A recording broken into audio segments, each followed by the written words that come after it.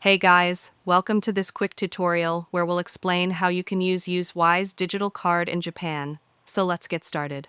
Using your Wise virtual card in Japan is super convenient, especially since most stores, cafes, and transport systems accept contactless payments through Apple Pay.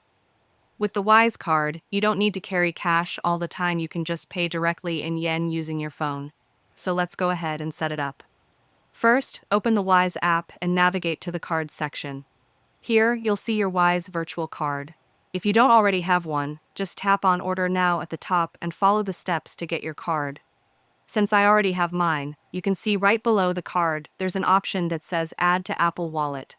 That's exactly what we'll use to make contactless payments in Japan. Now, let's go to the Apple Wallet app.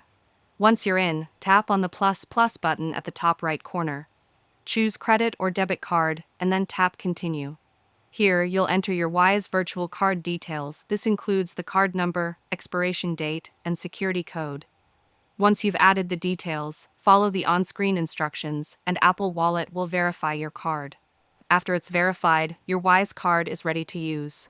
From here, you can pay at any store or restaurant in Japan that accepts Apple Pay. Just hold your iPhone or Apple Watch near the payment terminal, and it will charge your Wise balance in Japanese yen. If you found this video helpful, consider giving it a like and subscribe.